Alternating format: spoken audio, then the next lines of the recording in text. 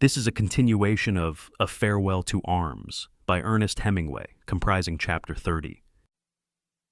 Chapter 30. Later, we were on a road that led to a river. There was a long line of abandoned trucks and carts on the road leading up to the bridge. No one was in sight. The river was high, and the bridge had been blown up in the center. The stone arch was fallen into the river, and the brown water was going over it. We went on up the bank looking for a place to cross. Up ahead, I knew there was a railway bridge, and I thought we might be able to get across there. The path was wet and muddy. We did not see any troops, only abandoned trucks and stores. Along the riverbank, there was nothing and no one but the wet brush and muddy ground. We went up to the bank, and finally we saw the railway bridge. "What a beautiful bridge," Imo said. It was a long, plain iron bridge across what was usually a dry riverbed. "We better hurry and get across before they blow it up," I said. "There's nobody to blow it up," Piani said. "They're all gone." "It's probably mined," Bonello said. "You cross first, Tenente." "Listen to the anarchist," Amo said. "Make him go first." "I'll go," I said. "It won't be mine to blow up with one man." "You see," Piani said, "that is brains. Why haven't you brains, anarchist?" "If I had brains, I wouldn't be here," Bonello said. "That's pretty good, Tenente," Amo said. "That's pretty good," I said. We were close to the bridge now. The sky had clouded over again, and it was raining a little. The bridge looked long and solid. We climbed up the embankment. "Come one at a time," I said, and started across the bridge. I watched the ties and the rails for any tripwires or signs of explosive, but I saw nothing. Down below the gaps in the ties, the river ran muddy and fast. Ahead, across the wet countryside, I could see Udine in the rain. Across the bridge, I looked back. Just up the river was another bridge. As I watched, a yellow mud-colored motor car crossed it. The sides of the bridge were high, and the body of the car, once on, was out of sight. But I saw the heads of the driver, the man on the seat with him, and the two men on the rear seat. They all wore German helmets. Then the car was over the bridge and out of sight behind the trees and the abandoned vehicles on the road. I waved to Amo, who was crossing, and to the others to come on. I climbed down and crouched beside the railway embankment. Imo came down with me. "Did you see the car?" I asked. "No, we were watching you." A German staff car crossed on the upper bridge. "A staff car?" "Yes. Holy Mary." The others came, and we all crouched in the mud behind the embankment, looking across the rails at the bridge, the line of trees, the ditch, and the road. "Do you think we're cut off then, Tenente?" "I don't know. All I know is a German staff car went along that road." "You don't feel funny, Tenente? You haven't got strange feelings in the head?" "Don't be funny, Bonello." "What about a drink?" Piani asked. "If we're cut off, we might as well have a drink." He unhooked his canteen and uncorked it. Look," Imo said, and pointed toward the road. Along the top of the stone bridge, we could see German helmets moving. They were bent forward and moved smoothly, almost supernaturally along. As they came off the bridge, we saw them. They were bicycle troops. I saw the faces of the first two. They were ruddy and healthy looking. Their helmets came low down over their foreheads and the side of their faces. Their carbines were clipped to the frame of the bicycles. Stick bombs hung handle down from their belts. Their helmets and their gray uniforms were wet, and they rode easily, looking ahead and to both sides.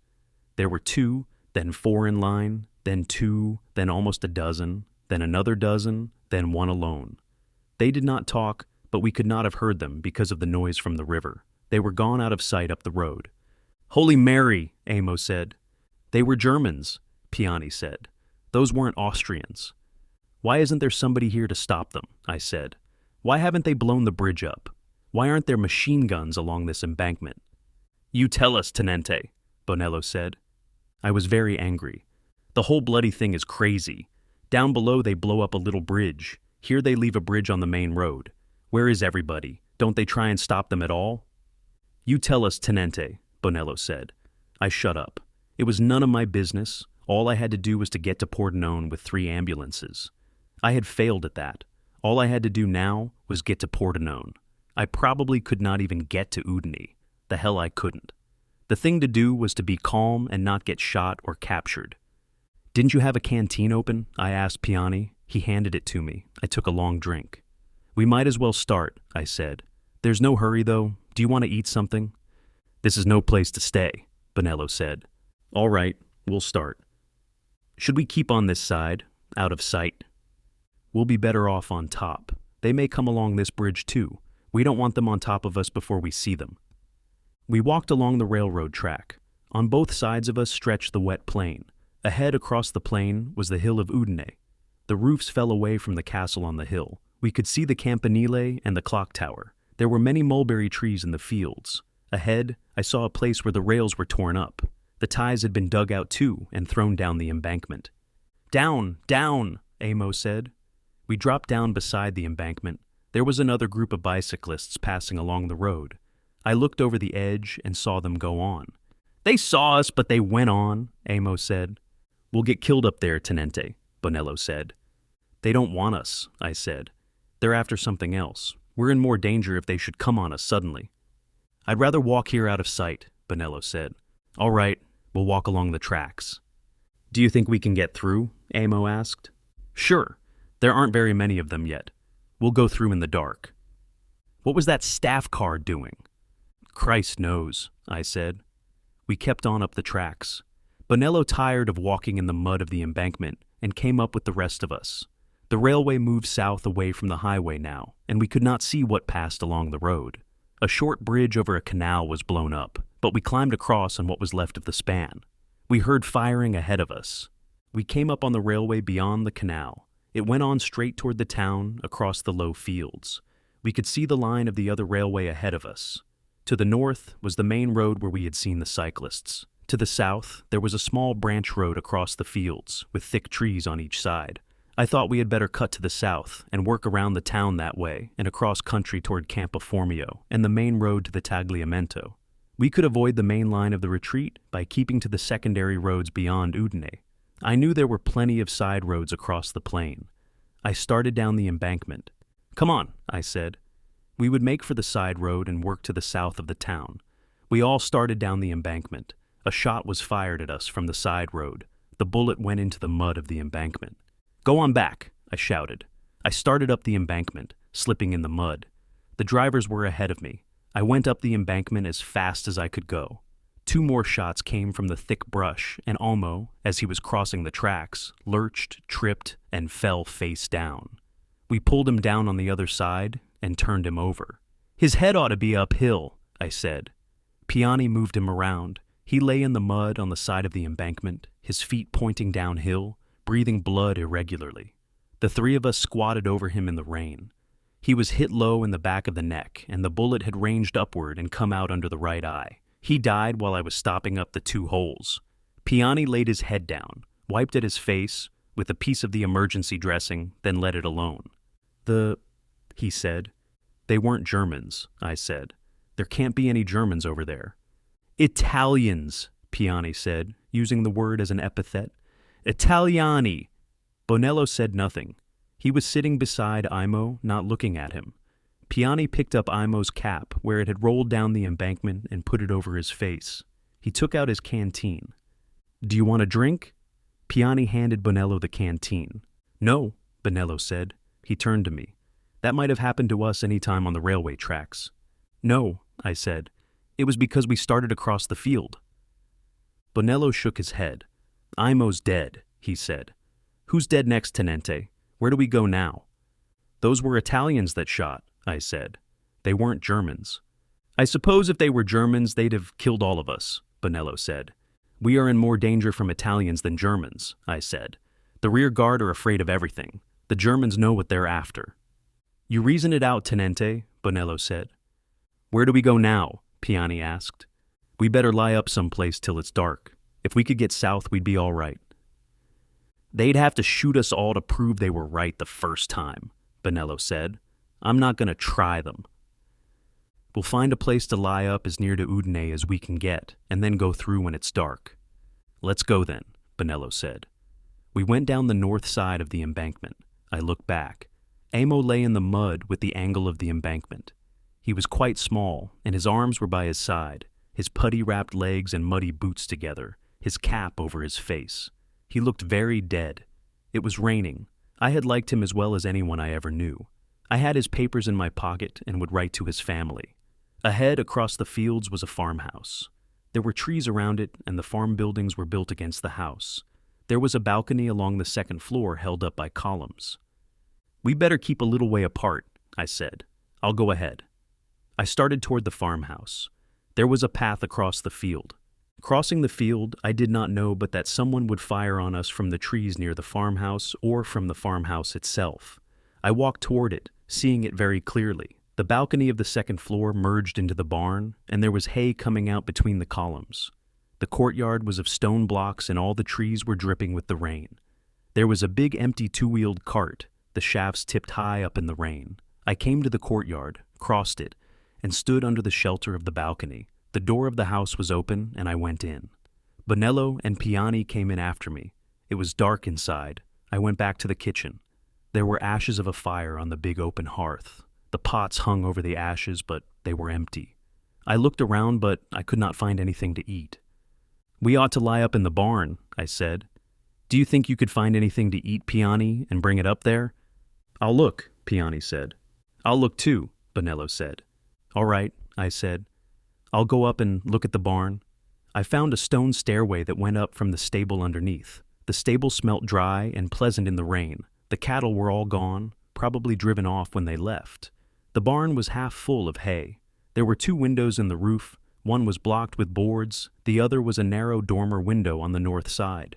There was a chute so that hay might be pitched down to the cattle. Beams crossed the opening down into the main floor, where the hay carts drove in when the hay was hauled in to be pitched up. I heard the rain on the roof and smelled the hay and, when I went down, the clean smell of dried dung in the stable. We could pry a board loose and see out of the south window down into the courtyard. The other window looked out on the field toward the north. We could get out of either window onto the roof and down, or go down the hay chute if the stairs were impractical. It was a big barn, and we could hide in the hay if we heard anyone. It seemed like a good place. I was sure we could have gotten through to the south if they had not fired on us. It was impossible that there were Germans there. They were coming from the north and down the road from Cividale. They could not have come through from the south. The Italians were even more dangerous. They were frightened and firing on anything they saw.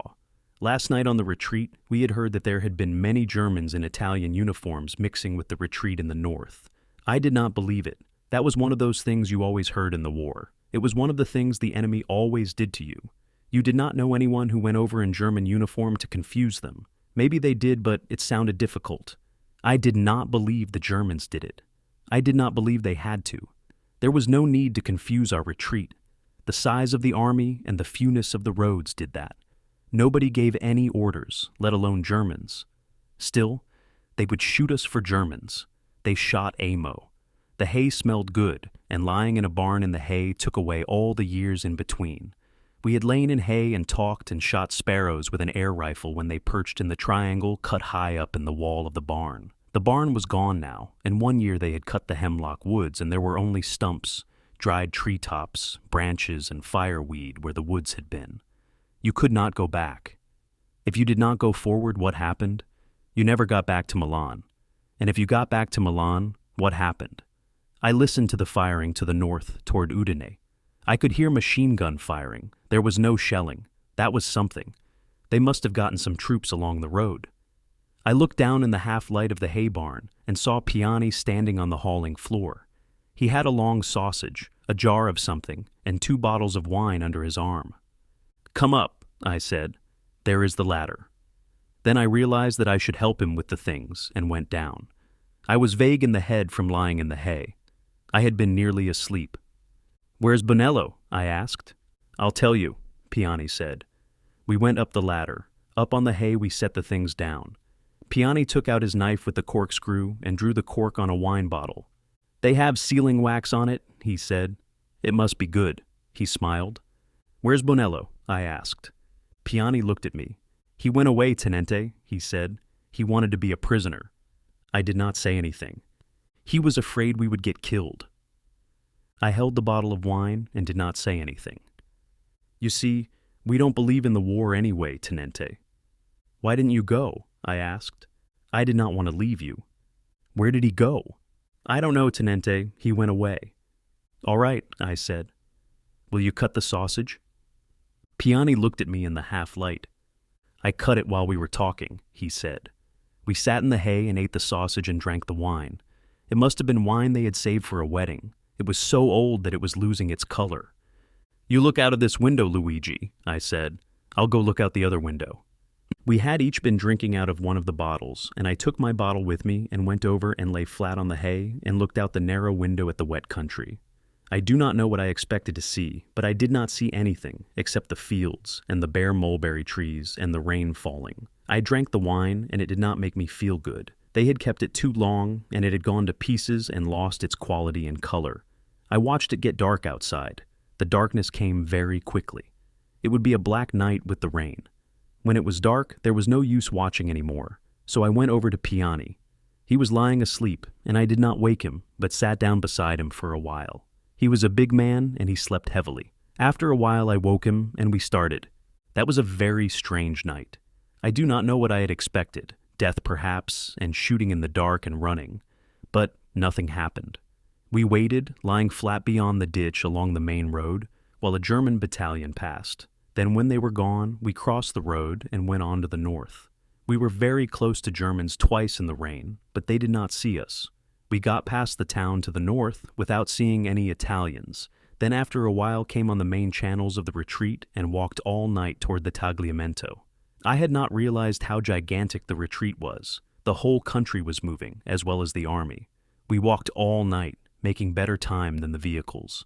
My leg ached and I was tired, but we made good time. It seemed so silly for Bonello to have decided to be taken prisoner. There was no danger. We had walked through 2 armies without incident. If Imo had not been killed, there would never have seemed to be any danger. No one had bothered us when we were in plain sight along the railway. The killing came suddenly and unreasonably. I wondered where Bonello was. "How do you feel, Tenente?" Piani asked. We were going along the side of a road crowded with vehicles and troops. "Fine. I'm tired of this walking." "Well, all we have to do is walk now. We don't have to worry." Bonello was a fool. He was a fool, all right. "What will you do about him, Tenente?" "I don't know." "Can't you just put him down as taken prisoner?" "I don't know." "You see, if the war went on, they would make bad trouble for his family." "The war won't go on," a soldier said. "We're going home. The war is over. Everybody's going home. We're all going home." "Come on, Tenente," Piani said. He wanted to get past them. "Tenente? Who's a tenente? A basso gli ufficiali, down with the officers." Piani took me by the arm. "I better call you by your name," he said. "They might try and make trouble. They've shot some officers." We worked up past them. "I won't make a report that will make trouble for his family." I went on with our conversation. "If the war is over, it makes no difference," Piani said. "But I don't believe it's over. It's too good that it should be over." "We'll know pretty soon," I said. "I don't believe it's over. They all think it's over, but I don't believe it." "Viva la pace!" a soldier shouted out. "We're going home." "It would be fine if we all went home," Piani said. "Wouldn't you like to go home?" "Yes." "We'll never go. I don't think it's over." "Andiamo a casa!" a soldier shouted. "They throw away their rifles," Piani said. "They take them off and drop them down while they're marching. Then they shout, 'They ought to keep their rifles!' They think if they throw away their rifles, they can't make them fight." In the dark and the rain, making our way along the side of the road, I could see that many of the troops still had their rifles. They stuck up above the capes. "What brigade are you?" an officer called out. "Brigada di Pace," someone shouted. "Peace Brigade." The officer said nothing. "What does he say? What does the officer say?" "Down with the officer. Viva la pace." "Come on," Piani said. We passed 2 British ambulances, abandoned in the block of vehicles. "They're from Gorizia," Piani said. "I know the cars. They got further than we did." "They started earlier." "I wonder where the drivers are." "Up ahead, probably." "The Germans have stopped outside Udine," I said. "These people will all get across the river." "Yes," Piani said. "That's why I think the war will go on." "The Germans could come on," I said. "I wonder why they don't come on." "I don't know. I don't know anything about this kind of war." "They have to wait for their transport, I suppose." "I don't know," Piani said. Alone, he was much gentler. When he was with the others, he was a very rough talker. "Are you married, Luigi?" "You know I'm married." "Is that why you did not want to be a prisoner?" "That is one reason. Are you married, Tenente?" "No. Neither is Bonello." "You can't tell anything by a man's being married. But I should think a married man would want to get back to his wife, I said. I would be glad to talk about wives. Yes. How are your feet? They're sore enough. Before daylight, we reached the bank of the Tagliamento and followed down along the flooded river to the bridge where all the traffic was crossing. They ought to be able to hold at this river, Piani said. In the dark, the flood looked high. The water swirled and it was wide. The wooden bridge was nearly 3/4 of a mile across, and the river, that usually ran in narrow channels in the wide stony bed far below the bridge, was close under the wooden planking. We went along the bank and then worked our way into the crowd that were crossing the bridge. Crossing slowly in the rain, a few feet above the flood, pressed tight in the crowd, the box of an artillery caisson just ahead, I looked over the side and watched the river. Now that we could not go our own pace, I felt very tired. There was no exhilaration in crossing the bridge. I wondered what it would be like if a plane bombed it in the daytime. Piani, I said. Here I am, Tenente. He was a little ahead in the jam. No one was talking. They were all trying to get across as soon as they could, thinking only of that. We were almost across. At the far end of the bridge, there were officers and carabinieri standing on both sides flashing lights. I saw them silhouetted against the skyline. As we came close to them, I saw one of the officers point to a man in the column. A carabiniere went in after him and came out holding the man by the arm. He took him away from the road. We came almost opposite them. The officers were scrutinizing everyone in the column, sometimes speaking to each other, going forward to flash a light in someone's face. They took someone else out just before we came opposite. I saw the man. He was a lieutenant colonel. I saw the stars in the box on his sleeve as they flashed a light on him. His hair was gray and he was short and fat. The carabinieri pulled him in behind the line of officers. As we came opposite, I saw one or two of them look at me. Then one pointed at me and spoke to a carabiniere. I saw the carabiniere start for me, come through the edge of the column toward me, then felt him take me by the collar. "What's the matter with you?" I said, and hit him in the face. I saw his face under the hat, upturned mustaches and blood coming down his cheek. Another one dove in toward us. "What's the matter with you?" I said. He did not answer. He was watching a chance to grab me. I put my arm behind me to loosen my pistol. "Don't you know you can't touch an officer?" The other one grabbed me from behind and pulled my arm up so that it twisted in the socket. I turned with him, and the other one grabbed me around the neck. I kicked his shins and got my left knee into his groin. "Shoot him if he resists," I heard someone say. "What's the meaning of this?" I tried to shout, but my voice was not very loud. They had me at the side of the road now. "Shoot him if he resists," an officer said. "Take him over back." "Who are you?" "You'll find out." "Who are you?" "Battle police," another officer said. "Why don't you ask me to step over instead of having one of these airplanes grab me?" They did not answer. They did not have to answer. They were battle police. "Take him back there with the others," the first officer said. "You see, he speaks Italian with an accent." "So do you, I said. "Take him back with the others," the first officer said. They took me down behind the line of officers below the road, toward a group of people in a field by the riverbank. As we walked toward them, shots were fired. I saw flashes of the rifles and heard the reports. We came up to the group. There were 4 officers standing together, with a man in front of them with a carabiniere on each side of him. A group of men were standing guarded by carabinieri. 4 other carabinieri stood near the questioning officers, leaning on their carbines. They were wide-hatted carabinieri. The 2 who had me shoved me in with the group, waiting to be questioned. I looked at the man the officers were questioning. He was the fat, gray-haired little lieutenant colonel they had taken out of the column. The questioners had all the efficiency, coldness, and command of themselves of Italians who are firing and are not being fired on. "Your brigade?" he told them. "Regiment?" he told them. "Why are you not with your regiment?"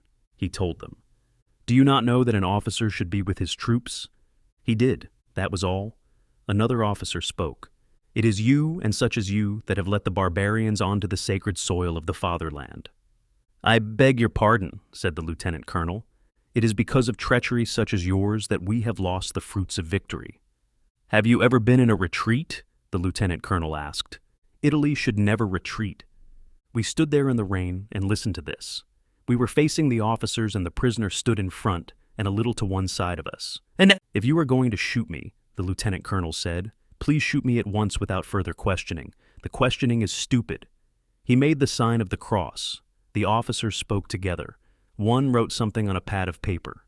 "Abandoned his troops, ordered to be shot," he said. Two carabinieri took the lieutenant colonel to the riverbank. He walked in the rain, an old man with his hat off, a carabiniere on either side. I did not watch them shoot him, but I heard the shots. They were questioning someone else. This officer too was separated from his troops. He was not allowed to make an explanation. He cried when they read the sentence from the pad of paper, and they were questioning another when they shot him. They made a point of being intent on questioning the next man, while the man who had been questioned before was being shot. In this way, there was obviously nothing they could do about it. I did not know whether I should wait to be questioned or make a break now. I was obviously a German in Italian uniform.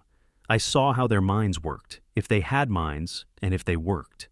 They were all young men, and they were saving their country. The Second Army was being reformed beyond the Tagliamento.